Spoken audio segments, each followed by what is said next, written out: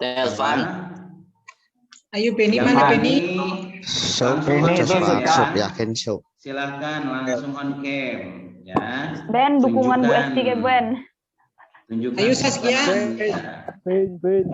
Saskia laki-laki atau perempuan?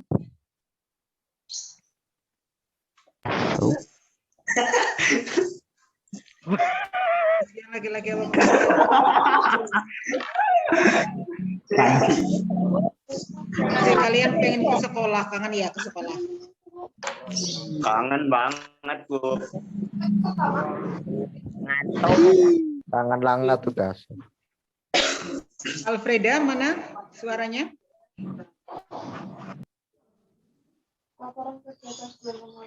Sebenarnya itu nggak bisa orang sekolah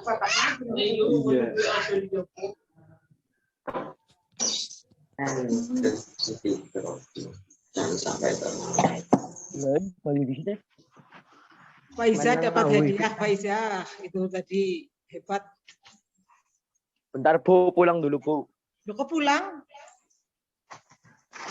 Oke, siapa yang laki-laki? Ada yang berani? Satu orang boleh. Ayo mana suaranya yang laki-laki, nanti namanya tak ganti semua loh. Tadi perempuan Kartini, berarti laki-lakinya kalau nggak bersuara Kartononya mana? Kartono Mas. Kalau perempuan Kartini, laki-laki Kartono, mana suaranya? Jangan ini, coba tunjukkan keberanianmu. Renal. Bu, salamun. Oke. Ora Bu. Yusuf malah. Oke, silahkan laki-laki siapa yang ingin menyampaikan atau tidak ada? Kalau tidak ada, nanti kita cukupkan. Gimana? Tidak ada ya? Renal Aulia. Oke, anak-anak sekalian, ini coba lihat versi dari Ustadz ya. Nanti kalau Ustadz bilang jangan sampai tertabrak lari, semuanya bilang cakep ya. Sen ke kiri, belok ke kiri, jangan sampai tertabrak lari. Oke, nih versi dari Ustadz. Mantapkan niat di dalam hati untuk ikut webinar di pagi ini. Oke. Tepuk tangan dong. Berarti hadiahnya buat Ustadz ya, Bos. Hadiahnya buat saya saja ya. Jadi anak-anak gak perlu dapat hadiah. Oke, anak-anak semuanya.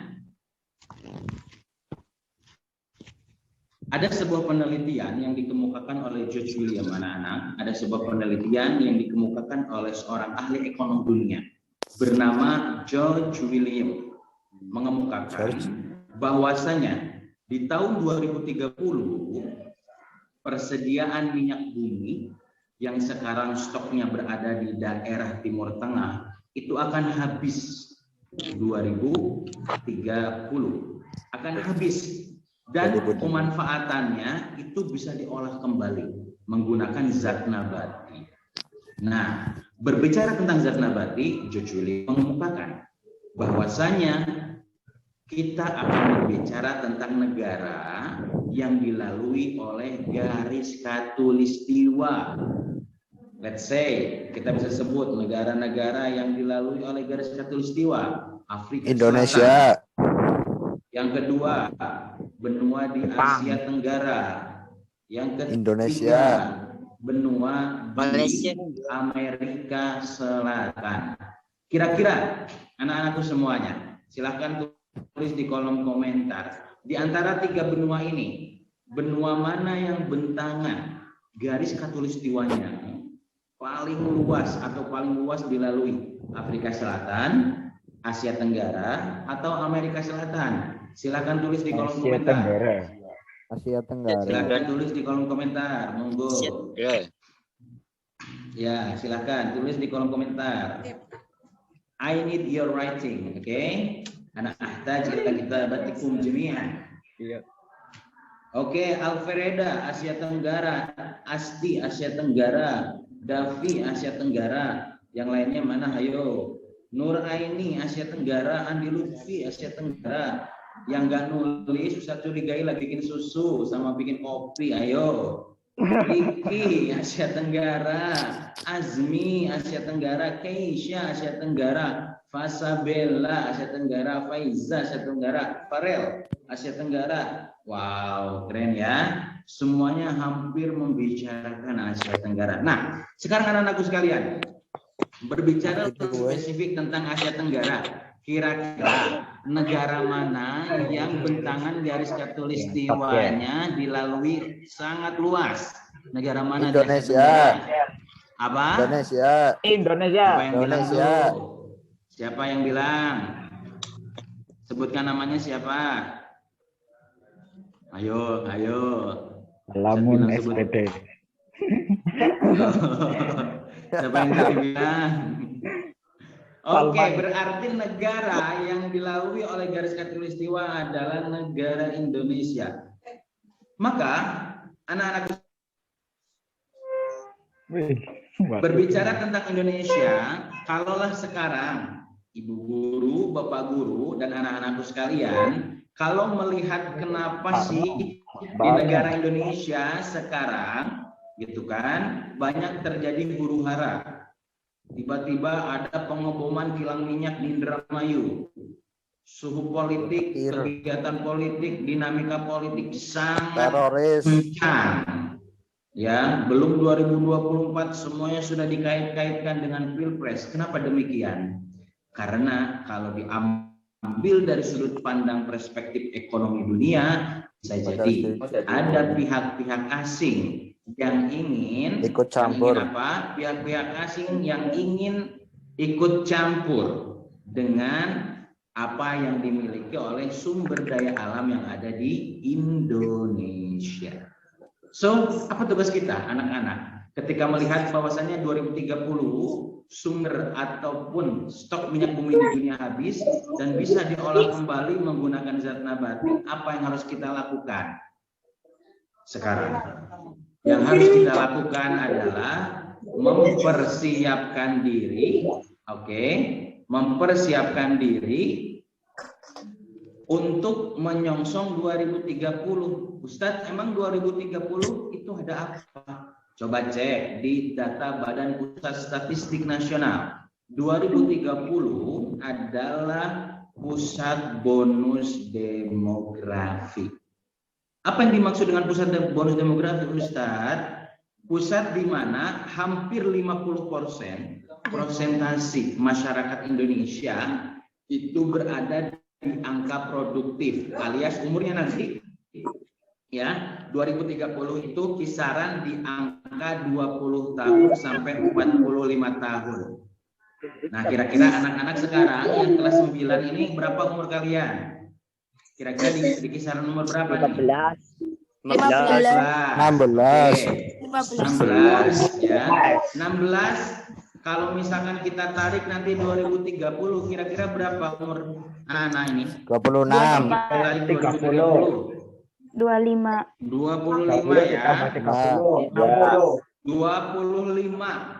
25 tahun itu adalah umur produktif, umur di mana anak-anakku baru lulus S1, umur di mana anak-anak bisa mengambil peran berkawin. Tapi butuh rekaman. Sebelumnya Ustadz minta supaya Ustadz ngomongnya nggak capek, supaya ngomongnya nggak tabrakan dengan suara yang lainnya. Ustadz minta yang lain suaranya di mute ya. Yang lain coba suaranya di mute agar nanti semuanya bisa fokus. Jadi kalau misalkan Ustadz bilang menjawab, gitu kan, silahkan nanti jawab. Buka on mic-nya supaya lebih khusyuk katanya. Nah, ini kan enak. Oke. Umur 25 tahun anak-anakku adalah umur di mana nanti kalian berada pada usia produktif. Yang jadi pertanyaan, kira-kira nanti umur 25 tahun kalian itu mau jadi apa? Jualan truk di pinggir jalan, jualan pentol di pinggir jalan, jadi guru, jadi dosen, atau ada yang sudah punya bisnis atau apa? Maka dari itu anak-anakku sekalian, Ya, anak-anakku sekalian, mumpung sekarang anak-anakku semuanya masih berada di bangku kelas 9, maka yang harus dilakukan adalah mempersiapkan diri untuk menyongsong 2030. Agar jadi apa? Agar kelak ketika 2030, mudah-mudahan Ustadz doakan ada salah satu di antara murid-murid SMP Kedung Banteng yang sudah bisa menjadi tokoh. Amin.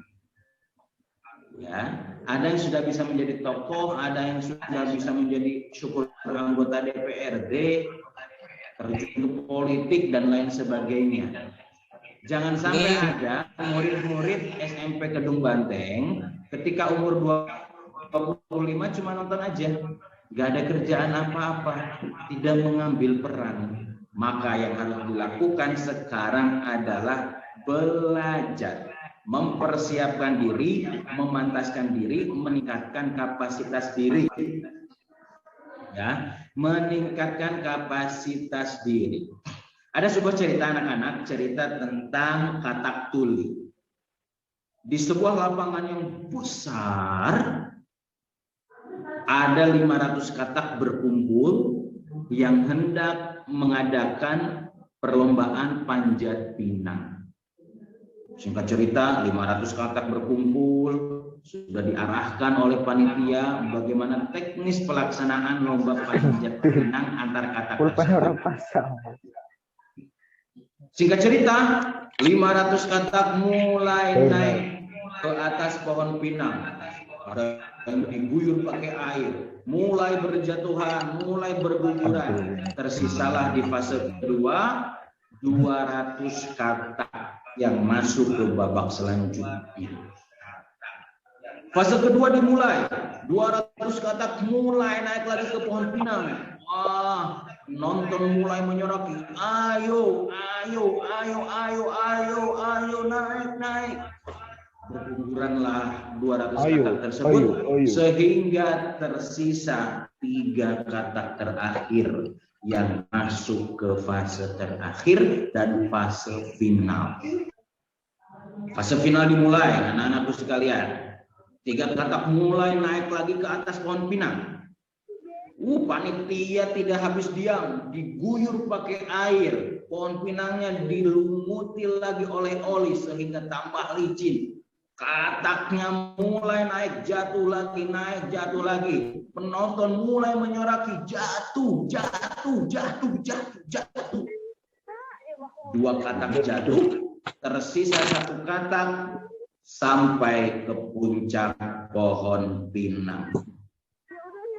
Singkat cerita, katak tersebut turun kembali dan diwawancara, ditanya, apa sebetulnya tips katak tersebut, kok bisa dia sampai ke puncak pohon pinang? Ternyata apa tipsnya anak-anak? Ternyata usut punya usut. Katak tersebut merupakan katak yang tuli. Katak yang nggak bisa dengar. Katak yang lainnya ketika naik ke atas mendengarkan sorakan dari penonton. Lah katak ini anteng aja, fokus. Naik pelan-pelan, mencoba jatuh, nyoba lagi, jatuh, nyoba lagi. Sampai dia masuk ke final dan sampai dia naik ke atas pohon pinang. Maka apa pembelajaran yang bisa kita ambil anak-anakku dari kisah katak tuli ini? Yang bisa kita ambil adalah si katak tuli ini tidak menghiraukan omongan orang-orang di samping. Lah, kamu kok masih muda, jangan belajar, senang-senang aja, ayo mabar kuy, main Mobile Legend, PUBG, ayo mabar.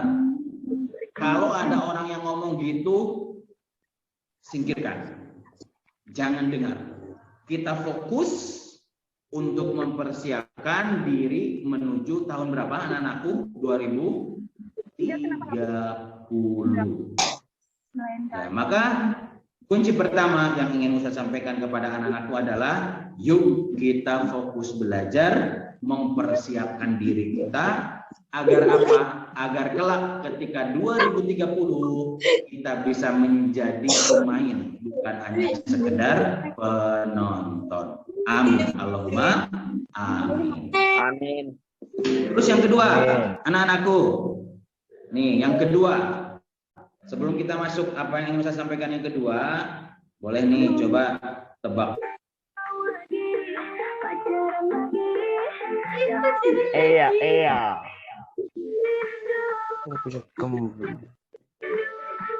Asik. Dangdutan.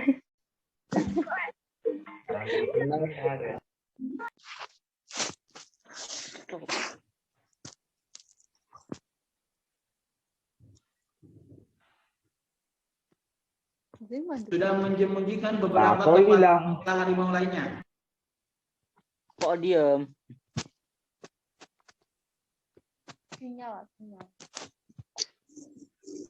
Aduh, semangat.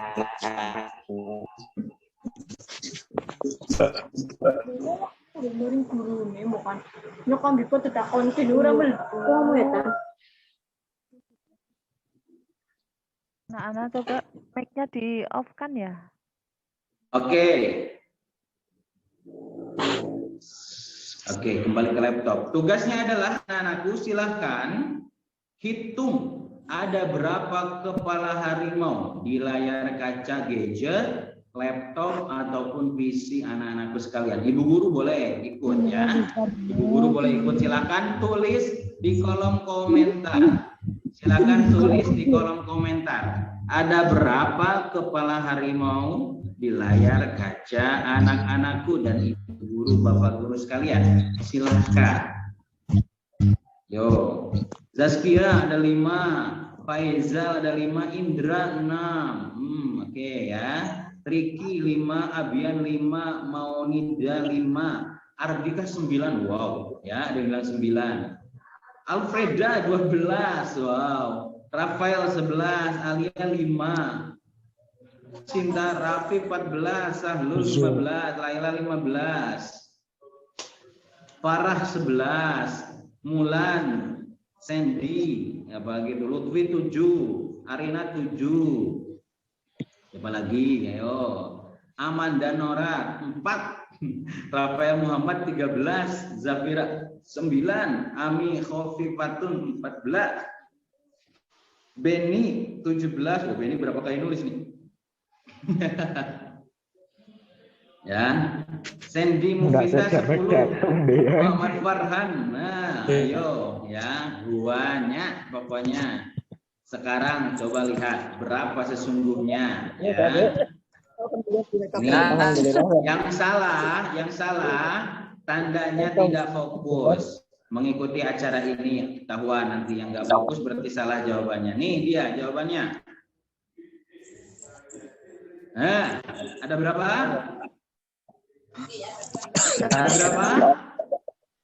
Ada berapa? 16. 17. Gak ada yang benar. 17. Ya.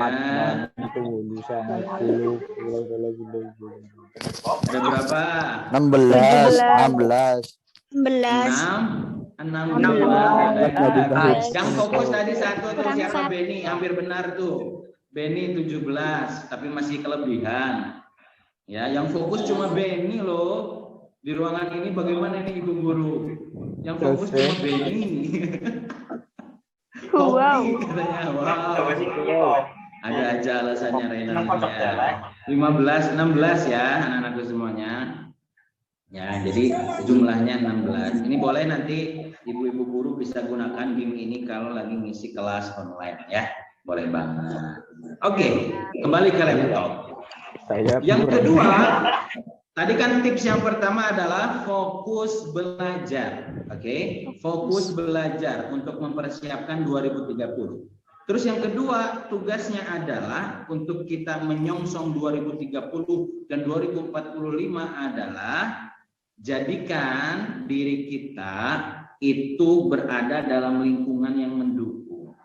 Kalau misalkan ada anak-anak yang ingin jadi dokter, guru-gurunya, anak-anaknya, bapak guru, ibu gurunya harus mendukung. Jangan sampai dijatuhkan. Ada sebuah kisah, anak-anakku sekalian. Kisah di mana seorang ayah ingin ya, seorang ayah ingin memberikan atau mewasiatkan jam yang merupakan jam itu warisan turun-temurun dari nenek moyang orang tua sang ayah kepada sang anak. Singkat cerita, sang ayah memanggil sang anak, "Nak, coba ke sini. Ini Bapak punya jam tangan. Jam tangan ini memang jam tangan tua, namun penuh dengan arti sejarah. Coba cek ke toko jam yang ada di seberang rumah, berapa jam tangan ini kalau dijual di sana." Sang anak bergegas, jalan menyeberangi jalan dan tiba di depan rumah yang ada toko jam dan bertanya, "Pak, saya mau jual jam nih. Kira-kira berapa ya jam ini kalau dijual di toko ini?" Murah. Sang penjaga toko menyampaikan, "Oh, ini jam tua, Dek. Kalau di sini mungkin hanya bisa dijual seharga $5. Sang anak kembali ke ayah dan menginformasikan, Ayah, jam ini hanya dihargai $5 ayah di situ." Sang ayah pun hanya tersenyum. Ya. Setelah itu, sang ayah memberikan instruksi kepada sang anak, "Coba nak sekarang bawa jam tangan ini ke tempat barang bekas. Tanyakan di sana berapa harga jam tangan ini." Sang anak pun bergegas, berlari ke tempat toko bekas, barang bekas, dan menanyakan berapa harga jam tangan antik tersebut. Ternyata jam tangan antik tersebut diberikan harga $50. Sang anak kembali ke rumah bergegas menginformasikan kepada sang ayah, Ayah, ternyata harganya lebih tinggi, ayah. Berapa nak? $50. Sang ayah hanya tersenyum. Lantas sang ayah tidak selesai sampai situ. Memberikan instruksi lagi kepada sang anak, "Coba nak sekarang pergi ke satu tempat lagi. Bawa jam tangan antik ini ke museum. Tanyakan kepada petugas museum berapa harga jam tangan antik tersebut." Sang anak lari ke museum dan menanyakan berapa harga jam antik tersebut. Ternyata pakai tiket, Pak. Kaget.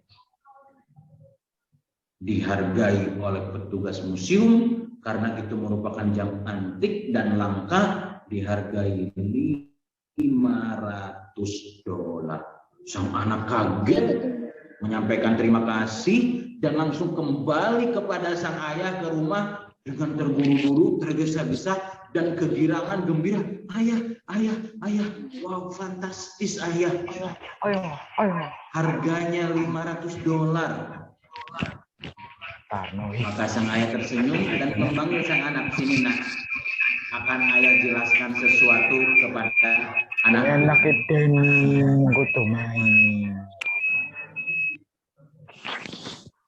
Begini nak, sesungguhnya ayah tadi memberikan anakku untuk pergi ke toko jam, ke toko barang bekas, dan ke toko museum. Ayah sedang memberikan contoh kepada anakku bahwasanya kelak kamu ketika di masyarakat hanya bisa dihargai atas potensi yang kamu miliki, kapasitas yang kamu miliki ketika kamu berada di lingkungan yang tepat. Kalau kamu ingin menjadi dokter, maka carilah lingkungan yang bisa mendukung kamu jadi dokter. Kalau kamu ingin menjadi seorang pebisnis yang hebat, maka carilah lingkungan yang bisa menjadikan diri kamu menjadi seorang pebisnis yang hebat. Kalau kamu ingin menjadi seorang ahli agama, carilah habit, lingkungan yang bisa mencetak diri kamu menjadi seorang ahli agama. Maka apa poin yang bisa kita ambil pembelajarannya, anak-anakku? Yang kedua adalah carilah lingkungan yang bisa membentuk masa depanmu dari sekarang. Hidup itu hanya singkat, anak-anak. Hidup ini hanya berbicara tentang 3 hal. Before, now, and tomorrow. Before, now, and tomorrow. Apa yang kita lakukan sekarang adalah gambaran bagaimana masa depan kita. Kalaulah anak-anakku punya cita-cita ingin menjadi polisi, maka dari sekarang jangan malas-malasan berlatih fisik. Jangan malas-malasan untuk membentuk tubuhnya anak-anak. Karena apa yang anak-anakku sekarang lakukan, itulah gambaran masa depan yang akan dihadapi. Kalau Ustadz kegiatannya rebahan terus sekarang gimana? Ya udah jadi generasi rebahan. Ustadz kalau misalkan sekarang kerjaannya ngebucin gimana? Ya sudah jadi generasi micin. Pilih mana? Now or never. Sekarang mulai atau tidak sama sekali. Pilihannya dua, tidak ada pilihan lagi. Sekarang memulai atau tidak ada sama sekali. Tidak ada pilihan lain. Ya, tidak ada pilihan lain. Itulah anak-anakku semuanya, ada dua hal yang tadi Ustaz sampaikan kaitan tentang bagaimana kita mempersiapkan diri untuk menghadapi 2030. Karena para pakar sejarah dunia mengemukakan kejayaan sebuah negara bisa diukur dari 100 tahun. 100 tahun pasca kemerdekaannya. Kalau Indonesia merdeka pada tahun 1945, maka 100 tahun pasca kemerdekaan Indonesia tepat pada tahun 2045 yang sering digadang-gadang oleh tokoh-tokoh yang ada di Indonesia. 2045 adalah masa keemasan Indonesia. Kenapa dikatakan demikian? Karena tepat 2045 adalah masa di mana Indonesia menginjakkan umurnya 100 tahun pasca kemerdekaan Indonesia. Maka fokuslah belajar anak-anakku sekalian, memantaskan diri, tingkatkan terus kapasitas anak-anakku, asah terus potensinya. Yang jago matematika asah, yang jago public speaking asah, yang jago misalkan bisnis asah di bisnisnya. Minta datangi guru-gurumu yang jago di bidang-bidang tersebut. Bu, ajari saya. Bu, didik saya. Bu, kawal saya. Fokus belajar. Yang kedua, setelah fokus belajar tidak cukup. Cari habit, cari lingkungan, cari komunitas yang bisa membentuk anak-anakku sampai kepada tujuan tersebut. Sehingga kami yakin, seyakin-yakinnya kalau 2 poin ini anak-anakku bisa catat dengan baik, lakukan dari sekarang, yakin 2045 akan muncul tokoh-tokoh hebat dari SMP Kendung Banteng Banyumas. Amin ya Allah ya Robbal Alamin. Alamin. Itu saya yang bisa Ustaz sampaikan. Ya, maka terakhir Ustaz ingin menyampaikan nih, ini ada poin terakhir yang bisa sampaikan.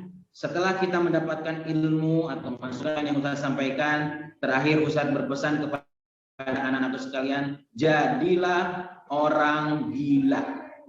Wah, Ustaz, kok jadi orang gila? Aku kan gak mau jadi orang gila. Gila apa dulu? Jadilah orang gila setelah ini, oke? Now or never. Sekarang atau tidak sama sekali. Apa itu gila? Gali ilmu, langsung action. Apa anak-anak?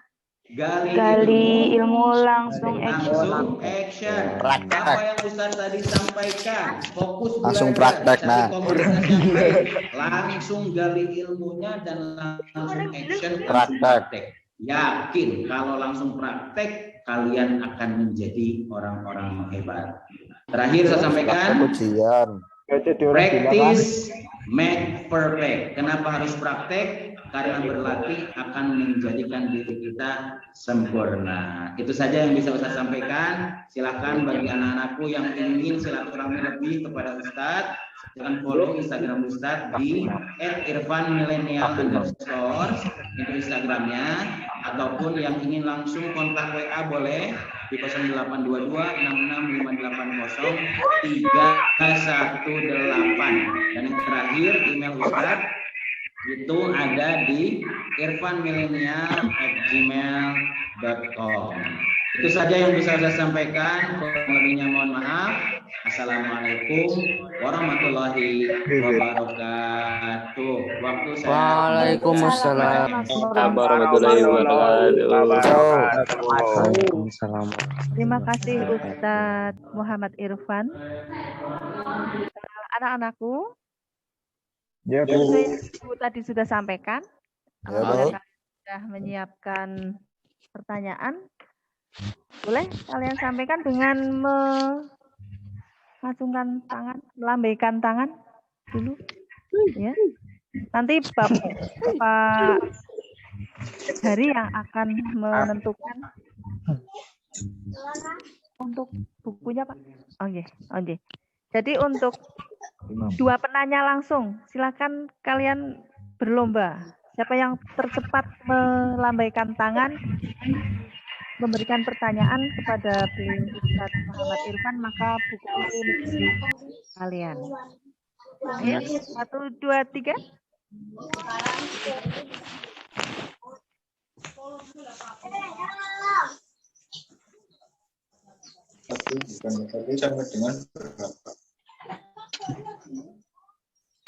Yang takon ya.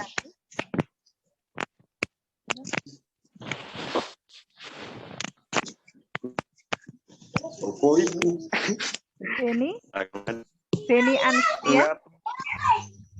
Enggak, Bu. Ini katanya, Bu. Faiza, Davi, Ini katanya 1 ditambah 1 sama dengan berapa?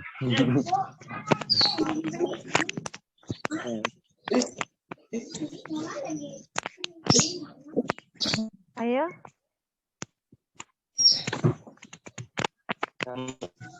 Tapi kepujian.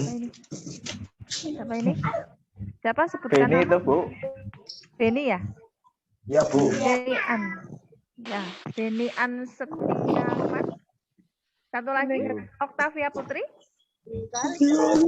Asik. Ya, pas banget ini ya. 1 putra, 1 putri. Ya, Bu, jodoh. Siap. Ya, langsung saja. Ini silakan untuk sampaikan apa yang ingin ditanyakan terkait dengan motivasi sukses. Oke, Mam sama siapa? Ayo, Mas. Nanti Bu gajinya Bu. Enggak kopi kan. Atau Oktavia dulu. Mbak Oktavia, nyalakan kameranya. Keren. LA.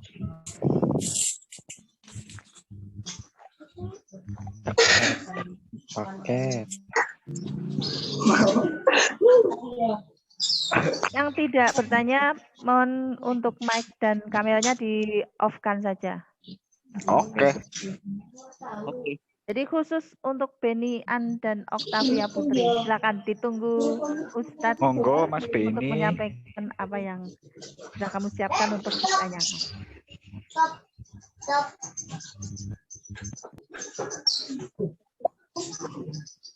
Monggo.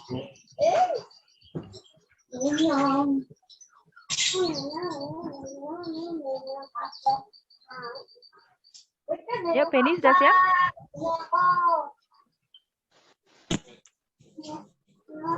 Atau mungkin ada yang ingin bertanya? Ya, Beni. Silakan Beni. Laki-laki nanti aja. Oh. Oktavia dulu. Beni dulu aja, Bu.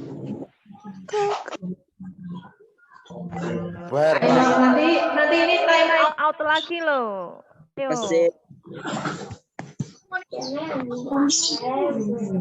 Ayo Beni, tunjukkan. Tinggal 2 menit ini.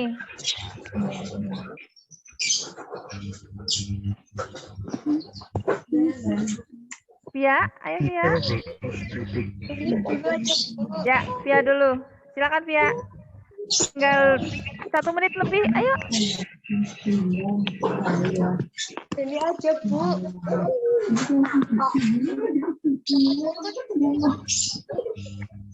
Ini.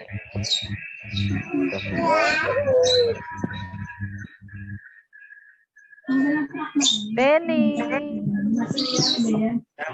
Atau ada yang lain yang mungkin ingin bertanya lewat chat, bisa langsung kamu tulis saja di kolom chat ya.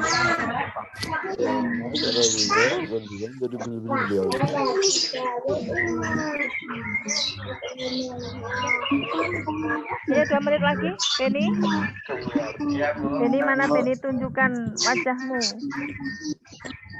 Asik. Ya, silakan Beni. Langsung. Ini Pak. Edan. Ya, langsung Beni. Begini Pak, saya mau tanya. Kan di masa pandemi kayak gini kan di rumah, terus dalam menghadapi ujian kan di sekolah, otomatis kan para siswa merasa grogi. Cara untuk mengatasi kegrogian itu gimana? Sinau. Baca astagfirullah. 20 Ayo, kali. yang lainnya dimatikan dulu kameranya, mikrofonnya. Cara mengatasi grogi atau kecemasan ya menjelang ujian. Iya Kak. Langsung saja nih Pak. Ada satu ya, langsung Via dulu. Via.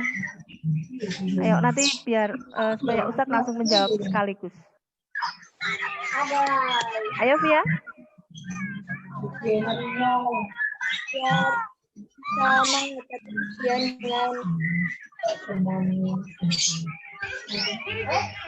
Cara menghadapi ujian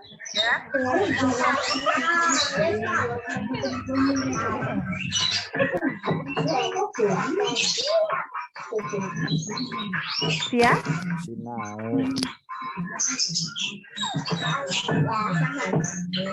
Ayo Via.